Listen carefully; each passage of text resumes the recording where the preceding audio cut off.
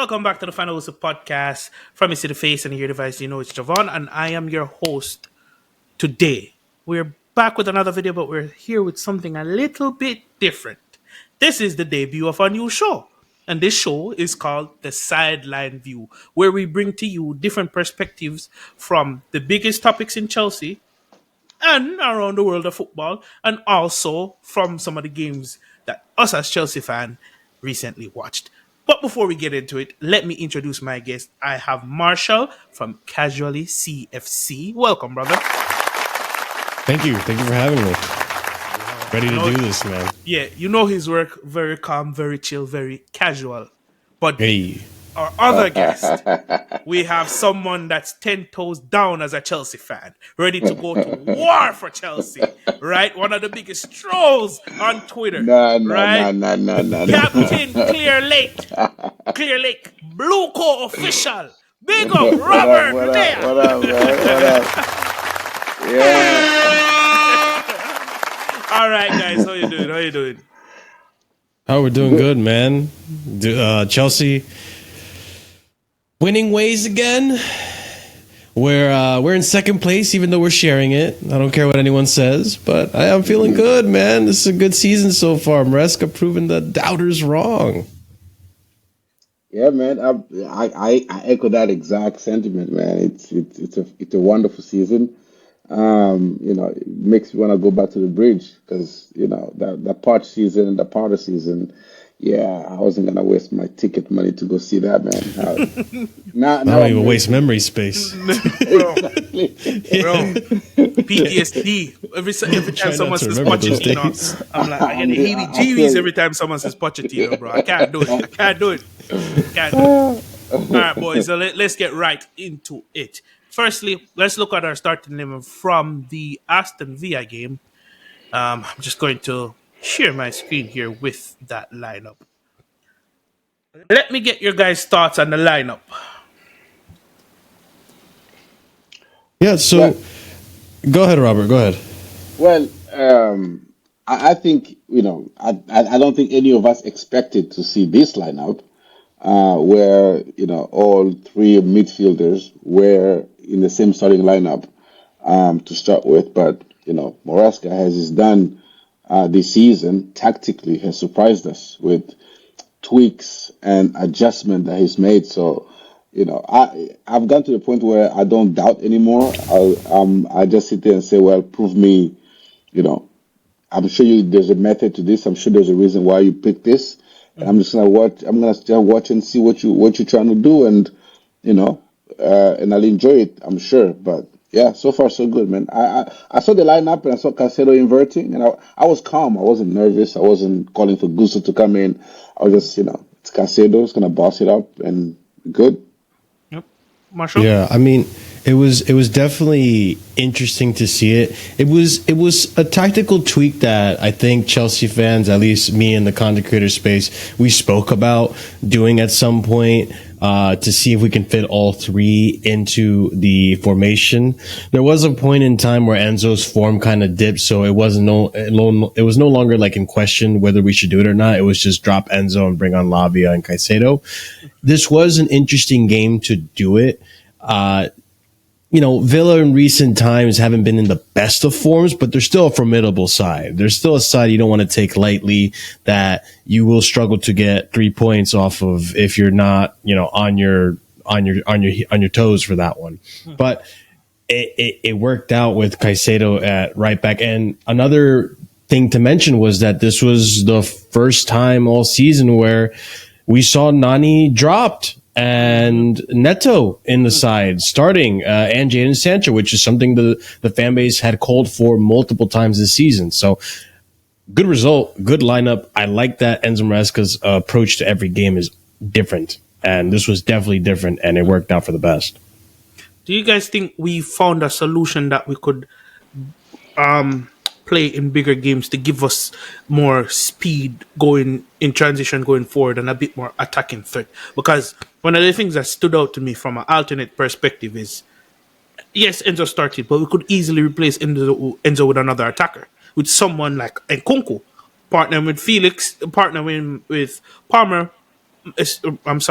partnering with Palmer, and we're actually cooking going forward in terms of creativity. No, yeah, I think it is a. I mean, we can envisage it because we've seen Gusto in those in number 10, these little pockets. And so, if you just put Casero in there, you have somebody who's a little more, um, you know, as far as final third passing, and composure in the final third, I think he's better than Gusto. And so, ideally it works, but I just think that just when you play that position against a big team, they're gonna if they attack you down the flanks. I think not that Caicedo can't do it, but I think there's just a certain tenacity that Gusto brings from the right back position. I mean, Caicedo is cool, calm, and collected, and he's physical, but I think Gusto brings another level of tenacity that I think we might need against the stronger wingers in the league. I mean, against Villa, we were playing against John McGinn was playing Yeah, we'll get left into the was Villa playing lineup left in wing. a minute. Yeah, so it was an easier game to put Casado in a right back. But I think against the better opposition, against the trickier wingers, the Mitomas of this world, the Luis Diaz of this world, yeah, I think Gusto is more suited. But it was a good lineup for Villa. Yeah, I think, like Robert was alluding to, for Villa, it was a good lineup. I think for Southampton, we're going to see a different lineup, a different not even formation, but a different squad. Even against Spurs, we might see this again for Spurs. We might see something else for Spurs. I think even during the Heidenheim press conference, Maresca was asked about, what he did in Leicester, starting João Felix in that 10th position with Cole Palmer. And he said, hey, maybe I do this again. Maybe I change it up. He mentioned Nkunku as well. So listen, I know we mentioned a solution. I think this is a different approach depending on the game. And for me, this ended up working out against the opposition where, we'll go over the Villa lineup, but against Villa's side and the formation that they play, having Palmer and Enzo who like to press and can press well to an extent, mostly speaking on Enzo's behalf there, right? This was effective because we were able to shut them down essentially this game. Tactically, we set up in a way that we just didn't let them do anything. And that has a lot to do with the player and the staff that we picked for that this game. And it says a lot about how it helped us out defensively too, because we kept the clean sheet as well, guys. Yeah, I agree with you guys. The reason why I'm saying this, because anyone who comes in for Enzo, if we wanted to run this with an extra attacker, they have to keep up the pressing, because the pressing from these front four was immense. We kind of shut Villa down before they got started. But one of the things I noticed is, I don't know if it's a tribute to Villa being poor, but they never really attacked Caicedo like that. So I don't know what Caicedo would be like under pressure. Another thing I noticed is Neto gets back, Sancho got back. So I'm thinking if we had, let's say, Madueke who could put in that work rate, or another winger, it's not necessarily Madueke, but someone who's going to put in that work, maybe he could help out Caicedo. The only thing I'm a bit afraid of is Caicedo making a midfielder tackle when he should be making a right back tackle, as Robert kind of alluded to, because there's certain things you know how to do as a right back that you don't necessarily know how to do playing in DMR. Certain things you can't get away with. But you guys are 100% spot on. Let me stop sharing and let's look at the Villa lineup, and then we'll talk about what we saw from Villa and how they approach us. Yeah, so if you look at the Villa lineup, what we were able to do when Caicedo was able to get into the midfield is we allowed Enzo and Palmer to shut down Tielemans and Kamara. Pretty much, when you look at how they were set up every time Martinez had the ball, you look at Palmer and Enzo, they were always just in behind Tielemans and Kamara, almost like breathing down their neck. And also, what you mentioned, Javon, is Neto and Jadon Sancho. Sancho, Mhm. kind of blocking off Cash and Digne as options. Not even blocking them off, but being close enough that they could press them and block off the options. That's how you get that chance that Jackson had, right? Because Mhm. Jackson's also involved in that press. That Mhm. chance that Jackson had when Martinez fumbles it and passes it right to Jackson, and Jackson unfortunately, doesn't have the reaction time to, really get the ball behind the net. So in terms of how we pressed them, we just didn't let them get out. Mhm. That's why you barely saw Watkins get any chances. That's why you barely saw Caicedo really get tested and so on and so forth, because we just kept them on their side of the pitch for a lot of the game. Yeah, we kept them quiet.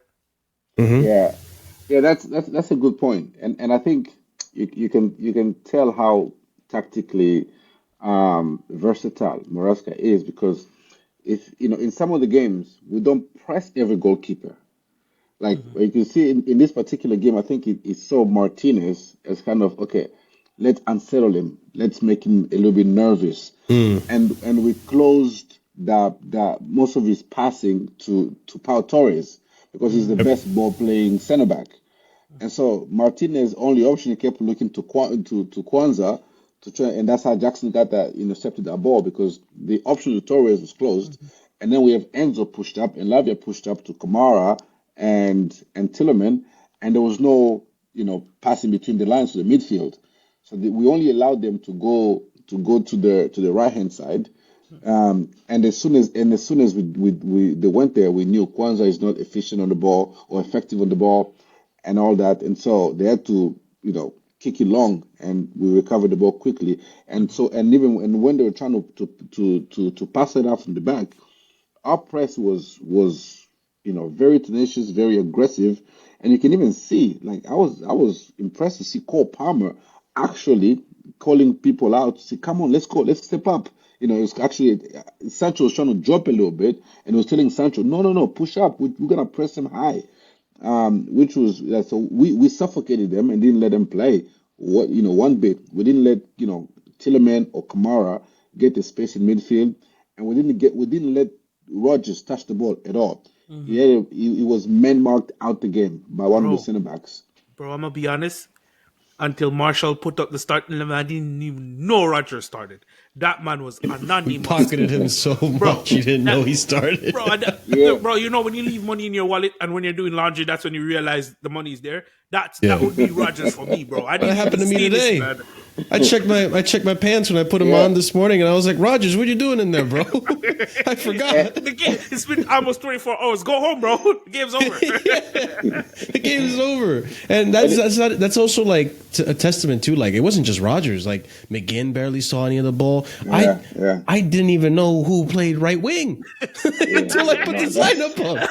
Cucurella, That's Cucurella pocket that brother right there. Yeah, it was crazy. And you know what, too? Like, that press that we had, even though Cucurella was the left center back in the Mm, back three when we were in possession, even Cucurella was pushing up high and aggressive. That's how we got that first goal, Mhm. from Cucurella's press. Lays it off to Jadon Sancho. He still had a link up play with Jadon.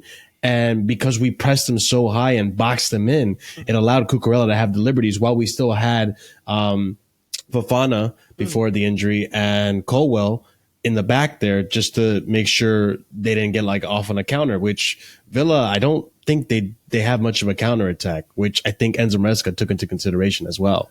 Mhm. yeah, And go ahead. okay. If you notice how much I think this is something that Moresca has instructed the team. It wasn't just one center back that was tasked with man marking Rogers. It was Colwill. If he's closer to you and he goes into midfield, go after him. And if he Mm-hmm. gets the ball before you, foul him in his own half. We Yeah. we fouled him. Those little tactical foul that we did on him, like pull his shirt a little bit, like bundled into him, and both of you go on the floor or Dark something. arts. Yeah, as long as Rogers does not get the ball, turn and run at the defense, we're solid, and that's what we did when we annihilated them. And credit to Moresca for that. Yeah. Something I noticed from the game, from a Villa perspective, they tried to, when Porter was on the ball, when Tillemans was on the ball, they tried to bypass Rogers because Rogers was locked out the game. and go right into Watkins. How much Yeah. time did we see that ball in behind, and then it was Fofana versus Watkins via foot race? If Fofana just got his position in when he was in front of Watkins, remember, I'm thinking about when Watkins got by him, and Sanchez came out and kind of closed down the angle and smothered the ball. Hmm. By right, Watkins shouldn't have gotten by Fofana. No, Fofana no, should have no. been solid, put his, like come around, put his foot, planted his feet, and because he was already in front of the ball. But because he had wonky positioning, he slipped, and then that's how Watkins got on the ball. And I'm telling you, if we clean up these things, because it's not only from Fafana, we've seen this from Colwell as well. If we clean up these things, these threats that we saw won't are not happening. You know, I genuinely want to see how we set up again against a bigger side to see how we handle it. Sticking to Villa, I want to get your guys' perspective. Is Watkins a one season wonder? Because he from where he was last season, this season he ain't it, bro. Um, I don't think so. I think we saw seasons prior, even before Good Evening took over. He had like there was a striker there, and I remember even under who was the manager before Gerard. but before Gerard was Dean, right? I forgot his name. Yeah. But he was the same manager that clapped Liverpool. Remember, if you remember, like Was it 7-1 or Rogers? 7-2.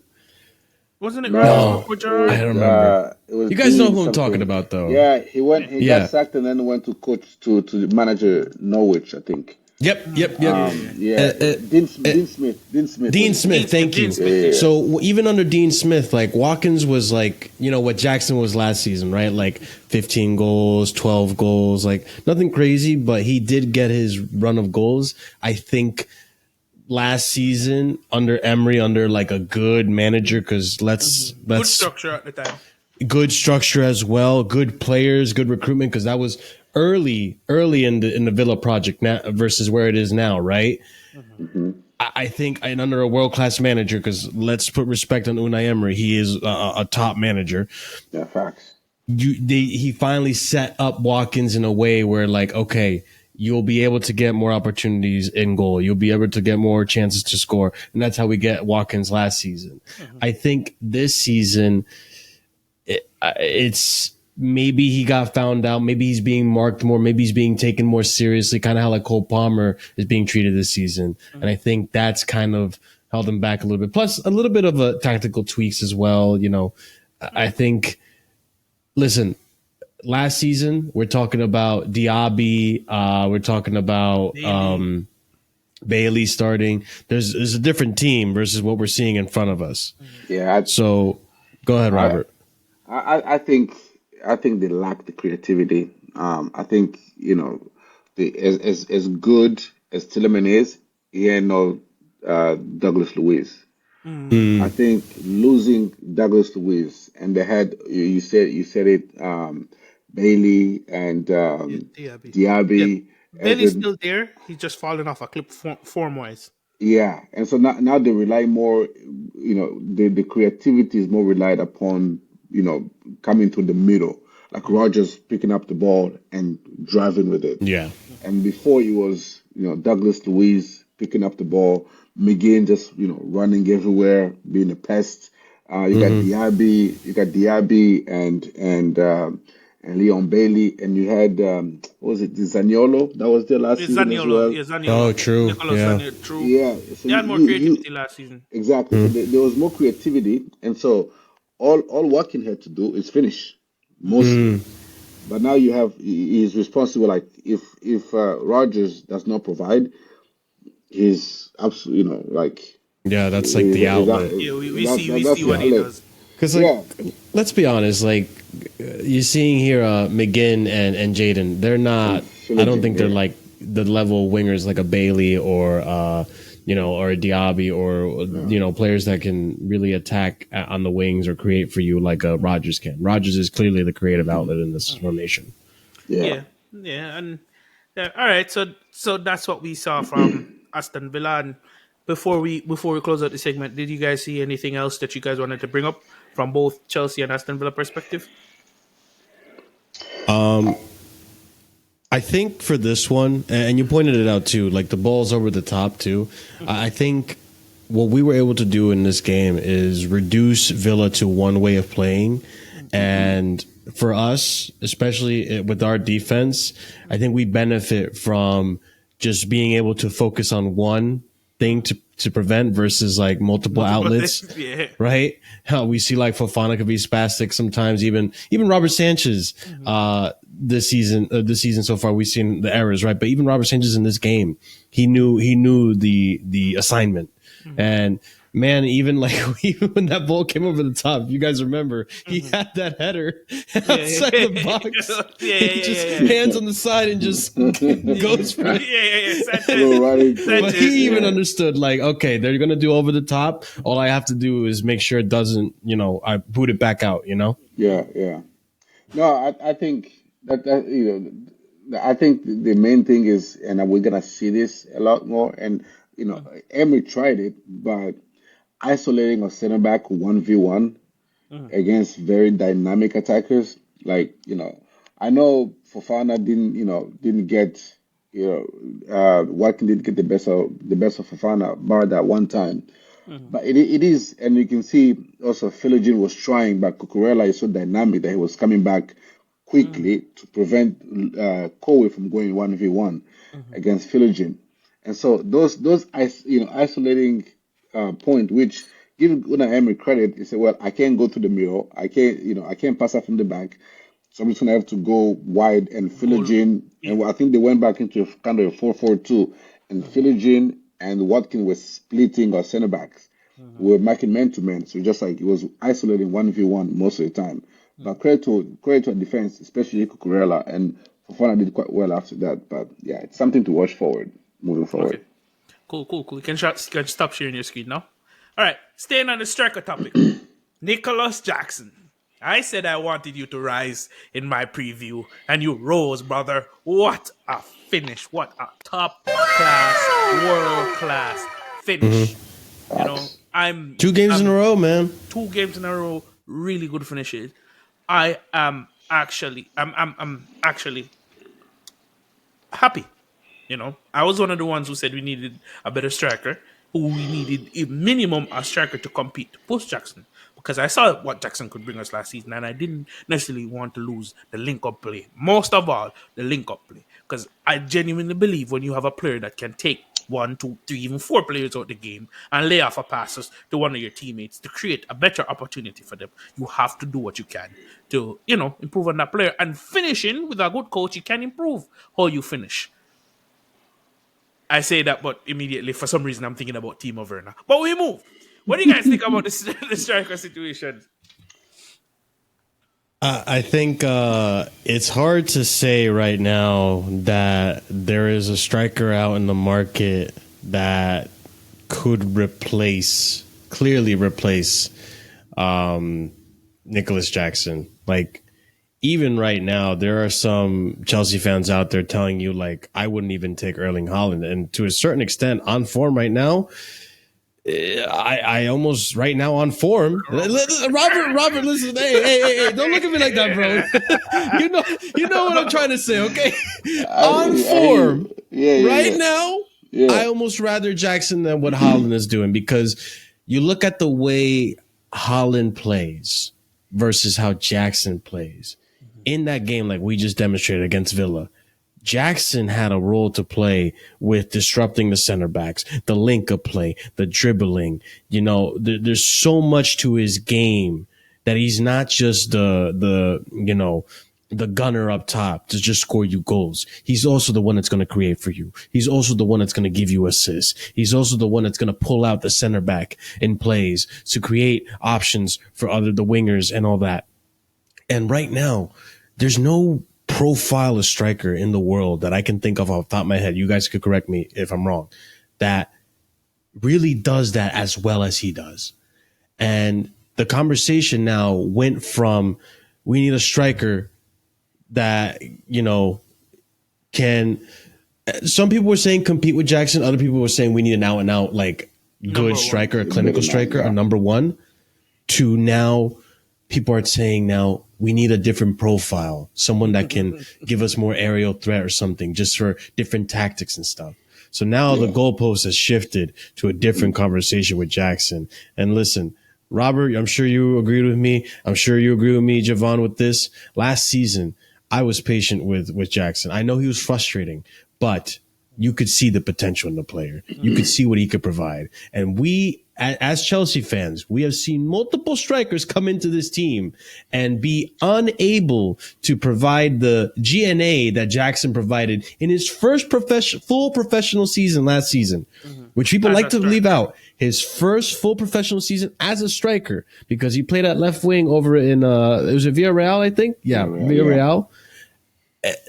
For him to do what he did last season is so impressive, and people don't like to talk about it. They like to talk about the misses and stuff, the Man City FA Cup, all that stuff.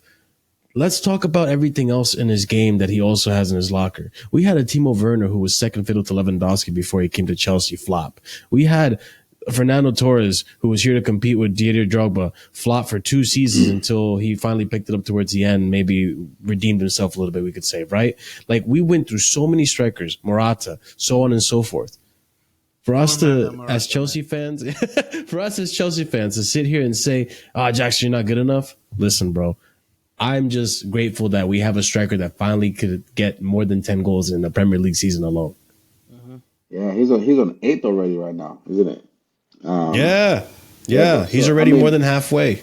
the reason I was smiling when you're saying Haaland on current form, I don't know if you know my take, but even when Haaland was scoring hat trick, I was saying I'm not taking Haaland over Jackson. Okay, I don't know about that. And this, in this, I don't know about that. No, no, no, no. I'm He's been serious. doing it. We've been For back and this, forth on multiple streams for this, arguing about this. Kuba, no, show your face. I've been a backer of Nicolas Jackson for Mm. days. Even when people were screaming that we need a striker that will score goal, that will score headers and unconventional goals or whatever, or a fox in the box per se. And I was saying, the way I view football is a little different. And I value players that facilitate how others play, makes everybody else's life easier. Like everybody at Man City works hard to make Haaland's job easy, but Jackson works hard to make everybody in attack their job easier. I prefer that player than over Haaland. And I tell you right now, if you have to give Pep a choice, Pep Guardiola, who had 100, whose Man City team scored 100 goals with Gabriel Jesus as a striker, they haven't replicated that with Haaland. Haaland has scored 50 goals, has scored 30 goals this season. But Man City hasn't scored more goals with Haaland than they did prior to Haaland with Jesus and the false nine. Even when De Bruyne and Gundogan were playing false nine, they scored more goals than they did with Jackson. I look at how many goals our team scores. I don't care about how many goals one single player scores. Spurs lost Harry Kane. The next season, with Son and Kulusevski and average player and Richarlison, they score more goals without Kane than they did with Kane because Mm. it's I highly value an attack as a unit. I don't rate players that just okay, Haaland sit there and if you don't cross him the ball, it takes 4 touches in the whole half. That to me does not interest me for this Chelsea team. And I value players who bring the best out of everybody else. That's how I rate players like Sancho, I rate players like Nicolas Jackson, and I won't swap him with anybody in world football. There's no a team in world football, in a striker in world football that will swap with Jackson for this Chelsea team. I'm not saying to score me 100 goals. Yeah, you find those one you find better one that will score you 100 goals. But one for this Chelsea team There's nobody in world football that I would rather But have than Jackson. you know what's crazy about what you're saying, though, Robert? Because I feel like in football, we've always seen one or the other, right? We've seen either the Olivier Girouds, right, that help boast up the rest of the team, Yep. or we've seen the guy like the Osimhen's or the ones that have to be the center of it, right? And they're the main focus, like the Harry Kanes, so on and so forth. With Jackson, it's like, why not both? You know, it really is. Why not both? And I love it because he can give you, even last season with the 14 goals in the Premier League, that was still more. I believe there was more than it was more than Højlund. It was more than I think it was even more than Watkins, if I'm not mistaken, or maybe Watkins had more goals. I think Watkins and Solanke scored only. I think Haaland, Watkins, and Solanke scored more goals as strikers than Nicolas Jackson. And not even by much, even. But I think Jackson had more assists. I could be wrong. Yeah, Jackson was Comment more. section, comment section. I could be wrong, but I think Jackson had a good amount of assists as well. But again, he was up there with players that came in at a much higher transfer fee, and he was scoring more goals than them. Oh, yeah. And again, he was getting double-digit goals in the Premier League, again, in his first professional season as a striker. Like, he gave us both. It was great. You know when I think I've rated him from the moment we got him, and I think most of our fan base kind of realized the value of Jackson when he went to AFCON.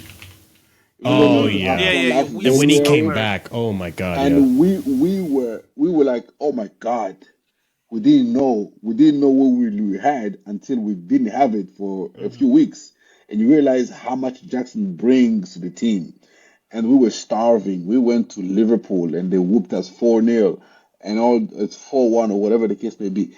And Jackson came back and we went on that run. Where we only lost I think 2 games for the remaining of the season. But when Jackson went to AFCON, I don't know, who did we ever strike? Was it Nkunku fit? Broja. We struggled, bro. We were in the trenches. Yeah, we got to a point where Obama had to play fast 9, bro. But remember, before Jackson left, everybody was called, drop him, bring Broja in, at least give Broja a chance. Oh, give this person. Yeah, give everybody a chance. And then he went to AFCON and you're like, oh. Yeah, they never minded. The only thing I would say about that period is if Broja was so bad, I wish Poch had the gall to try a Washington or try a Fofana. Because you could see a little bit of thing there with Fofana. Because I think Fofana came on and scored a good goal. He tried Washington, but he gave him like pity minutes. Broja was so bad, I don't think any of the other two would have been worse, if I'm being honest. Was Fofana not on loan to Burnley? Fofana was in Union Berlin at the time. You're thinking about Potter season. Yeah, I'm sorry. My apologies. I'm thinking it's okay. They're both really bad seasons that we don't want to remember, so it's easy to mix them up. Listen, PTSD, I don't like to live in the past. The past is I think Fofana was on loan to Burnley. You're right. Yeah. My apologies. He banged in a couple goals at that time. Like we were like, we were like, we couldn't use this man. Like Rico Fofana. Yeah. Broja, I feel bad for that kid because that knee injury. There was talent there, but that knee injury definitely messed him up. But when Jackson came back, we saw a different Jackson. Like, I don't know what happened. I think it hurt him that he couldn't start because he wasn't even starting for Senegal at the so he was just there. He was sitting on the bench. And I think that lit a fire in him that said to himself, it was like, I need to, Mane, listen, old man, I'm gonna take over that spot. And he came back and said, I have something to prove now. And listen, he's showing it. And even now, like I know right now we're linked with Delap, we're linked with Gyökeres. Obviously, we had the links with Osimhen. Right now, I'm kind of saying Chelsea, Bowley, Egbali, Winstanley, Lawrence Stewart. Close up the wallets. Let's just wait until summer. Let's see how Jackson ends the season. Because right now, I'd rather you focus on the goalkeeper or a center back, and I'd rather just kind of keep Jackson how he is. Obviously, maybe if we can get like a small fee for like a backup, maybe. But at that point, just save your money for like a proper like competition for Jackson. Yeah. You know who I think it's worth. I don't think we're gonna spend big money on a striker anymore. Mm. I think we're interested in the lap, but if she start asking for 60, 70 million pounds, Hell no. I think Mm. we ain't doing that. Osimhen, Mm. yeah, I mean He missed his chance, bro. I you genuinely have believe he missed his chance. yeah, you got now you have no choice but to drop your wage demand, and we're probably not gonna pay 50 million euros for you. I think people might not like it, but remember last summer for David Ornstein put a report that we've been speaking to Jonathan David Mm. representatives, No, I don't have a Mm. problem with him though. I've been and watching him for years. He is free this summer. So I Ooh. think he's one those opportunity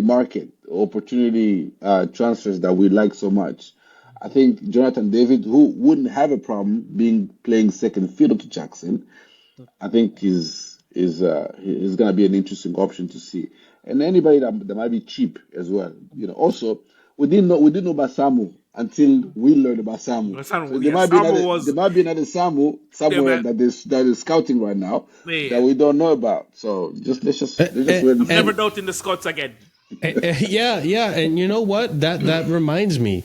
Let's not forget. There's youngsters within our academy like that we got early onset that like I don't know if you guys remember Dijon Whispers. He's Yeah, still Dujan, of in the course. Dujan yeah Whispers he's recovering from an Yeah, injury now, yeah, but we he's and still we in still that have Davide conversation. Washington. Yeah, And yeah. even Washington. Like we haven't seen much of Washington. I don't know what his future holds. I've heard hmm recently that we're going to consider a loan for him in the January window, but like there's still like options that we bought that a lot of fans seem to have forgotten about that. Listen, with the talent ID and how we've recruited, it's been 9 times out of 10 a hit so far. Like I've liked most of the recruitment we've done, and don't doubt what these youngsters could do. yeah, I know people look yeah. at the age and they're like, "Oh, he's too young" and stuff, but like, look at Esteval right now, 18 years old, all oh the experience in the world that he's getting right now. It doesn't matter the yeah, age. yeah, 17, bro. Get it right. definitely. 17, 17. Yeah, yeah, yeah, 17, yeah. yeah. David Day Washington has been scoring goal in the youth Yeah, competition. yeah. Mhm. Now I also would like to see him given a chance. And if you're going to send him yeah. on loan, send him to Strasbourg, That's right? that's exactly the point I was about. Remember, we bought a striker of kind of Delap similar build for Strasbourg last summer, Mm-hmm. and I don't know how he's been getting on. I've seen that Nanasi scoring goals, Andrew Santos scoring goals. I haven't seen much of him. I don't know if he's injured or not, but he was one of those physical people, striker, young striker that I have the Delap and the Evan Ferguson type built. And so, maybe that again, that might be, again, I don't think we're gonna spend too much on a striker. I think we're gonna look for those opportunities. If somebody good is on for free or for cheap, like that Joao Felix type money, that's willing to either Yeah. compete with Jackson or play second fiddle to Jackson. Yeah, but I then think this brings the question: then what happens to Nkunku, yeah, who's currently number I two think option? they'll package it as you're competing with Jackson, not necessarily playing second fiddle. Because if we're in Champions League next year, and I think Afghan is next year, if I'm not mistaken, we would need a striker that we can comfortably trust to come in and compete with Jackson. At a certain point we can start looking at 68 minutes. If Jackson's not doing it, we can sub him, or certain games we can easily rotate. With Nkunku, we just don't have a spot for him right now. From the B team, I think Felix rose, and I think Felix is more deserving of giving a chance than Nkunku. Simply because while I've been a defender of Nkunku because he's been scoring goals. He starts in the conference league, he's going to score. At the same time, the number 9 spot is not his position. Like I would Hmm. love to see him start tomorrow for Southampton against Southampton. Kind of give him some Premier League minutes to see what he can do. Because against a higher level opposition, I expect you to raise your game. Oh, and I'm genuinely looking at a point where we see Nkunku leave, which would be sad because I think there's a player there, and I think he's a top player. bro, I mean, it is survival of the fittest around here, and Kunku, with all the attributes he has on the ball, he's off the ball, link up play, hold up play, is just not at Jackson's level. With all due respect, people might say he's a better finisher, but Jackson's improved his finishing, and we've seen Nkunku miss some easy chances too. But I'm saying like he when he comes on, he doesn't hold up the play the same as Jackson. He doesn't run the channels as much as Jackson. Like even Deshaun dropped him for Colomwani because of Colomwani's pressing, and I think the reason why Jackson got taken off, I think, on the 63rd or 65th minute for Nkunku against Villa is exactly because Moresca knows that he's going to need Jackson's pressing against Southampton because they commit so many errors at the back that we're going to need Jackson's tenacity in pressing to force them into those mistakes, kind of like we did with Villa, but with Southampton, they make those mistakes every game. And so I actually think Nkunku, he has a better chance to if he starts. I think there's a higher probability that he starts for Cole Palmer than he starts for Jackson. So I think Moresca's gonna need Jack. He's gonna really put Jackson in that position. We need you to press. I mean, for the next two games, Southampton Tottenham. and Tottenham, Jackson is absolutely key. Like play him against Southampton. Let him bang in a goal or give an assist. We up 3-0 at halftime, or after 60 minutes with 3-0 up, you take him off. Hopefully, he doesn't get a yellow card and get suspended against And we Spurs. miss Spurs, yeah. And I genuinely wouldn't. I don't want to risk him because he lacks a goal against Spurs, and he's been top class for me against Spurs and Southampton. I guess I'm more leaning on a bit of the risky side because you said Southampton makes those mistakes at the back. If you're telling me you know this as Nkunku and you don't try to up your pressing, then we gave you that shot. There's no doubt that we would give you that chance, and you just haven't done it. So when we see you comfortable on the bench, no one can complain. I just want to give him the opportunity. That's all.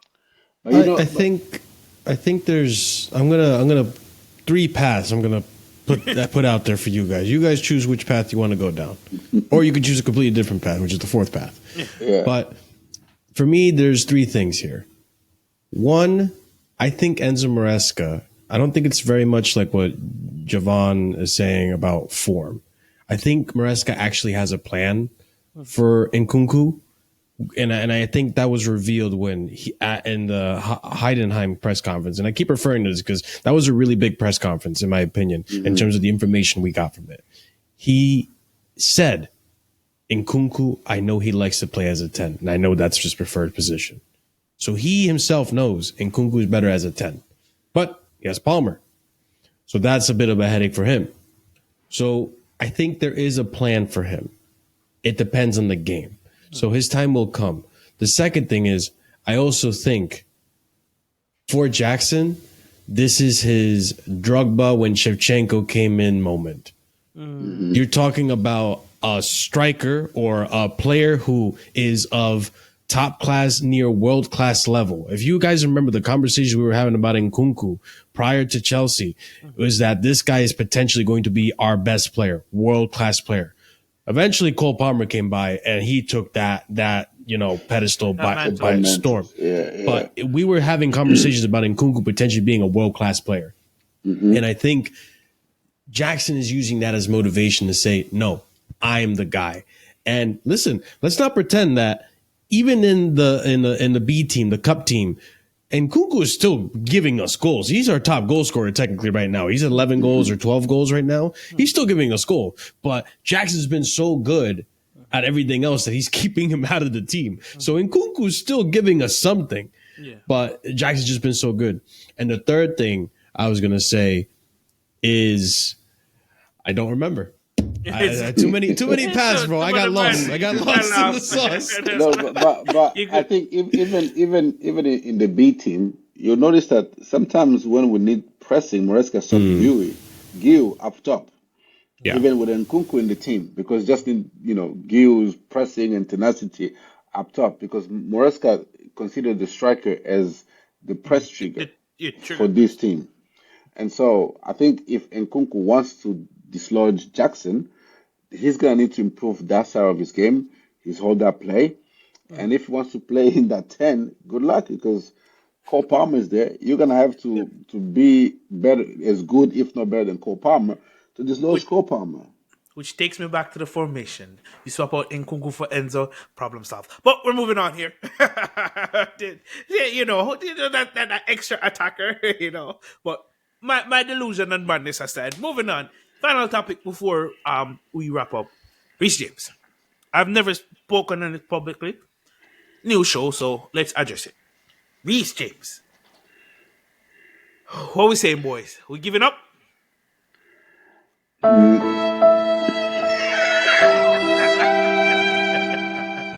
I mean, that's the feeling. When we talk about Reece James, though, that's the feeling. That is, Oh, yeah, yeah. Sadly, that is the feeling. But I think, giving up as far as what? Giving up on him as the talent being potentially the best right back in world football? Yeah, let, let, probably. let me give my points, and then I'm thinking, right, with Reece James, I want to give up on him as a captain. Hear me out. I wouldn't mind if they strip the captaincy from him only because he's 24. At this age, I think you should be in the trenches with your fellow brothers in arms, with your fellow blue brothers. It would be different if you're 28, 29, then we know you put in the hard work and your time is coming to an end.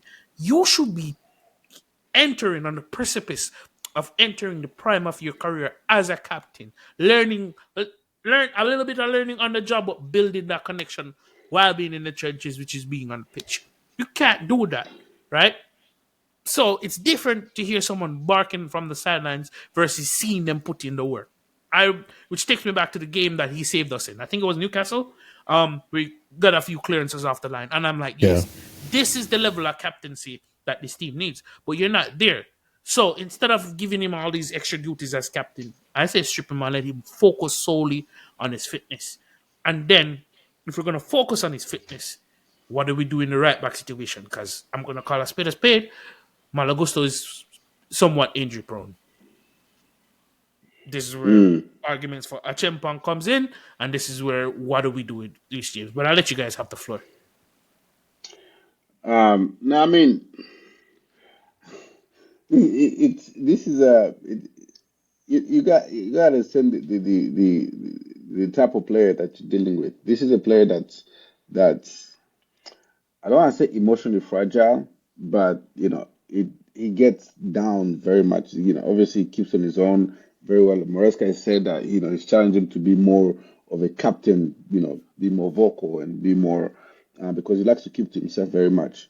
And I think to strip him of the captaincy in the midst of the injury, I think it's not gonna make anything any better. But what I would suggest, which I've seen a few people recommend, is that he himself volunteer to give up the captain armband. Like if it comes from himself, then I think that would be a better gesture than Moresa going to be like, you know what? Unfortunately, you've been injured too much. We gotta take the captaincy off of you.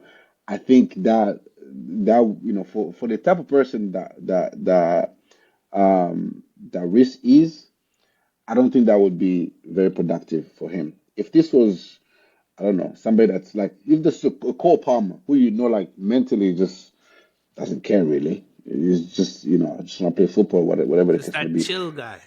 Yeah, yeah, but he's mentally he's strong.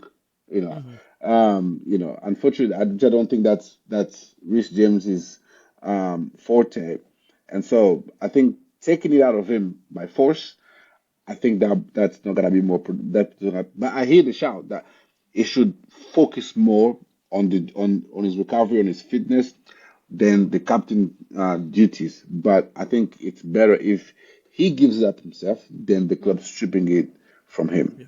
Yeah. And also, before you come in here, Marshall, I just thought about this. Think about what it must do for him, do against him mentally to know that I'm the captain and I can't even stay fit. That's an extra load that I don't think he needs. Go ahead. Yeah, and I get that, but I think I echo the sentiment that Robert is saying. I think stripping him of the captaincy and forcing it off him is only going to do more damage than good. And I know you mentioned the age, right? At the age of 24, he should be focused on his game and being in the trenches with his fellow teammates. But I mean, who else are you going to give the like? I feel like if it's a burden to have that at that age, are you going to put the burden on someone else who's younger, or are you going to give it to Tosin, who is also not good enough to get into the first team? I think the burden comes into play in him being constantly injured. I think if he was fully fit, this wouldn't even be a question. Yeah, of course. I think that's where the burden aspect comes in. Yeah. And you could look at people like Kukurea. I would love that man as a captain. That's a good shout. That's a good shout. Yeah, and you know what? Maresca's come out and said he has very good leadership qualities, Cucurella. Like he is... Yeah, Caicedo even. We got people that could take that. I mean, I think Caicedo's even... he might actually be captain for Ecuador. To be honest. Yeah, he is. So, again, I think it would be best if Reece James were to volunteer. Because Reece knows. Reece knows that, like, listen, I probably shouldn't be captain because I'm not on that pitch all the time. Mm-hmm. But I think as of right now, because I am the guy that's been here the longest, I've won a Champions League. I've seen things that these guys on this team haven't seen before. I think he understands why he is valued as the leader, as a captain to an extent. So I think there's a lot of things to balance out, but I think that's the last thing on his mind right now, because I think the one thing that's on his mind is his career. Let's be honest. I think, and I hate to say this, it does actually pain me to say this. Like, I think with the way Reece's injuries have been happening, the fact that this hamstring injury is a new hamstring injury, it's not even the reoccurring one. I think there's signs there that are telling me that I think Reece's best days are behind him. I think he's still a good player. Don't get me wrong. Oh, yeah. I think he's still a good player, and I think he could still be a world-class player. But I don't think we're going to see world-class, best-in-the-world right-back Reece James ever again. Because those maybe at center back, maybe. But again, like that right-back position, that Reece James is long gone, I think, because when you're getting those injuries at that frequency, it changes the way you walk, it changes the way you sleep, it changes the way you kick the ball, it changes everything. It changes all the way you talk. Yeah, it even changes the way you talk. Yeah, why not? It might even hurt to say certain words when it pulls the hamstring a little bit with how fragile he's been, bro.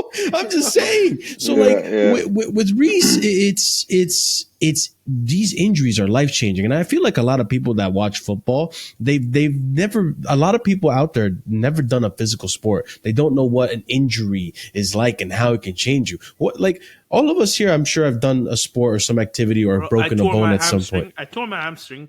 Dislocated both my knees. It's never the same. And I have a straight groin currently. So it's never the same. It's never the same once you injure it. Especially, imagine tearing it and operating it. It's never the same. So that player, I'm sorry, like Chelsea fans, you got to put that Reece James behind you. I'm not saying he can't be a world-class player. I think he still can be, but at a different position. And I think right now he's focused on, I need to recover. I need to get back into that pitch. I need to figure out a way to play my game where I won't get injured. I need to see this doctor. And I go back to the Heidenheim press conference. I'm sorry. That Heidenheim press conference, he comes out, Maresca, and says, listen, Reece James, if we want what's best for him, we need to stop talking about him and asking about him every press conference. Facts. It's true, because you're just adding pressure. Yeah, you're just adding pressure. And you know who I blame for all of this? Who? Poch. I am not a clown. Say what? No, no. Hear me out. I'm being serious. Because Poch, we all knew as soon as we saw Aspi that Thiago Silva should have been captain. But he gave it to Reece. Because he spoke English. Oh, yeah, true.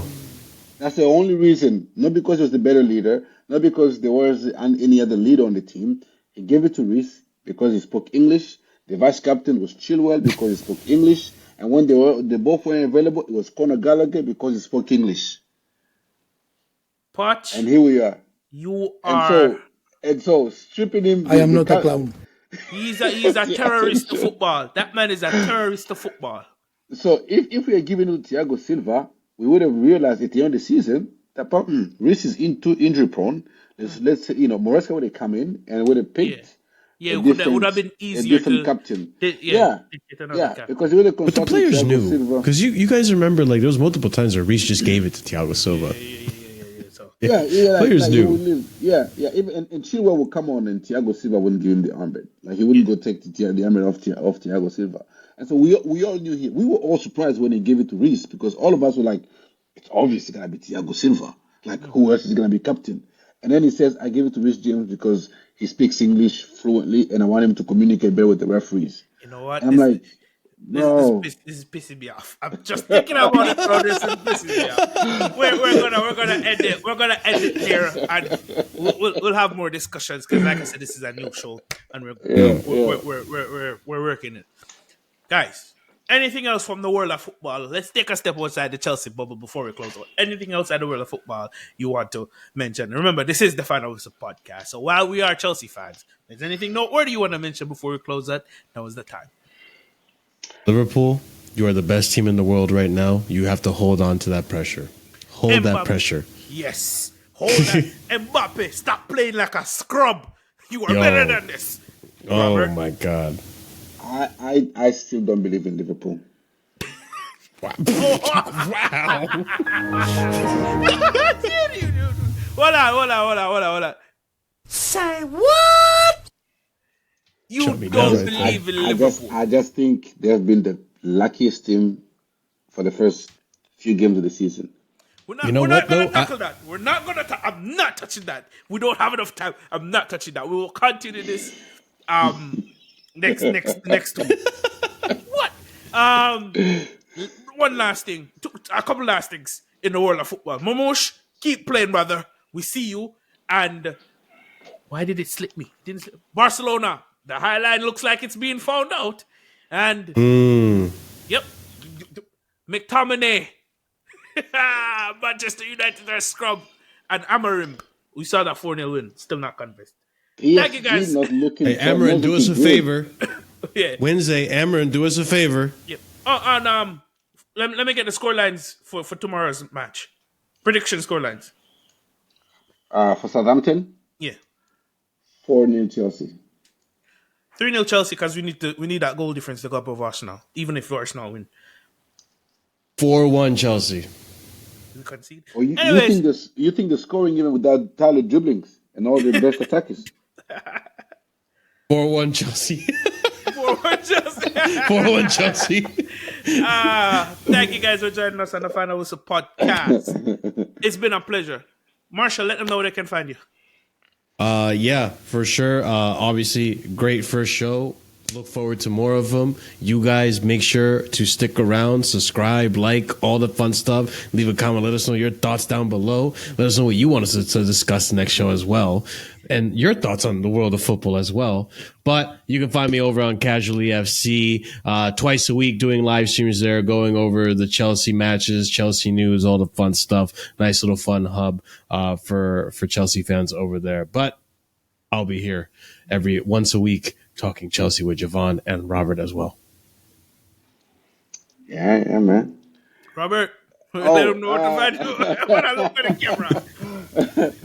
I'm I'm on Twitter. Twitter, so Yeah. find me on Twitter there. Come chat, have a conversation about Chelsea, about football, about anything, and most importantly, like, subscribe, share the video, and leave us the comments what you want the topic to be next, and Yeah. what you think about our thoughts on various topics, and let us know what your thoughts are, and maybe we'll broach them in the next show or something. So yeah. Most definitely. We'll bring out some of the comments and the topics in the next show. And I know we're going to pick up on that Liverpool one because you're not getting away with that one. You're not going to get away with that one. But yeah, guys, thanks for watching. Peace. Big up.